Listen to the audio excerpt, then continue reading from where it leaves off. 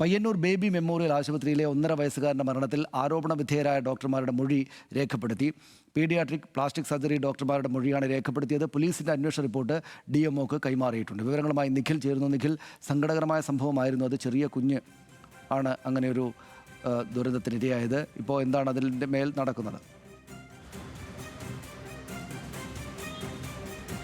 സനീഷ്, ഏതായാലും ഈ 1.5 വയസ്സുകാരൻ ദേവാൻ ശൗര്യയുടെ മരണത്തിൽ കുടുംബത്തിൻ്റെ ഏറ്റവും പ്രധാനപ്പെട്ട ആവശ്യം ഈ അനസ്തേഷ്യ നൽകിയ ഡോക്ടർക്ക് പുറമെ ബേബി മെമ്മോറിയൽ ആശുപത്രിയിലെ പീഡിയാട്രിക് വിഭാഗത്തിലെയും ഒപ്പം തന്നെ പ്ലാസ്റ്റിക് സർജറി വിഭാഗത്തിലെയും ഡോക്ടർമാരെ കൂടി പ്രതി ചേർക്കണം എന്നുള്ളതായിരുന്നു. ഈ കുടുംബത്തിൻ്റെ പരാതിയുടെ അടിസ്ഥാനത്തിലാണ് ഈ 2 ഡോക്ടർമാരിൽ നിന്നും പോലീസ് ഇപ്പോൾ മൊഴി രേഖപ്പെടുത്തിയിരിക്കുന്നത്. അതേസമയം കേസിൽ പ്രതി ചേർക്കപ്പെട്ടിട്ടുള്ള ഈ അനസ്തേഷ്യ നൽകിയ ഡോക്ടറിൽ നിന്ന് ഇതുവരെയും മൊഴിയെടുക്കാൻ സാധിച്ചിട്ടില്ല. ഇവർ ഒളിവിലാണ് എന്നുള്ളതാണ് പോലീസിന് ലഭിച്ചിരിക്കുന്ന വിവരം. അതുകൊണ്ട് തന്നെ ഈ ആശുപത്രി അധികൃതരോട് ഇവരോട് ഹാജരാകാൻ നിർദ്ദേശിക്കണം എന്ന തരത്തിൽ പോലീസ് ഒരു വിവരം കൈമാറുന്നത് വരെയാണ് ഇപ്പോൾ അതുമായി ബന്ധപ്പെട്ട കാര്യങ്ങൾ എത്തി നിൽക്കുന്നത്.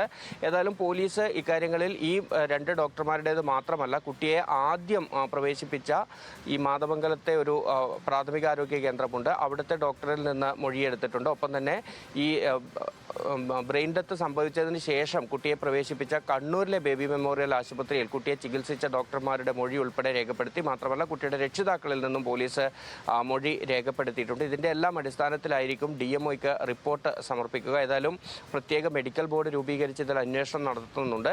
ഈ മെഡിക്കൽ ബോർഡിൻ്റെ റിപ്പോർട്ടായിരിക്കും തുടർന്ന് അങ്ങോട്ട് പോലീസിൻ്റെ അന്വേഷണങ്ങളിൽ അതിൻ്റെ ഭാഗമായിട്ട് വരിക. അതുമായി ബന്ധപ്പെട്ട അന്വേഷണങ്ങൾ കൂടി നടക്കുകയാണ്. അടുത്ത ദിവസം തന്നെ ആ റിപ്പോർട്ട് സമർപ്പിക്കുമെന്നാണ് മനസ്സിലാക്കാൻ കഴിയുന്നത്.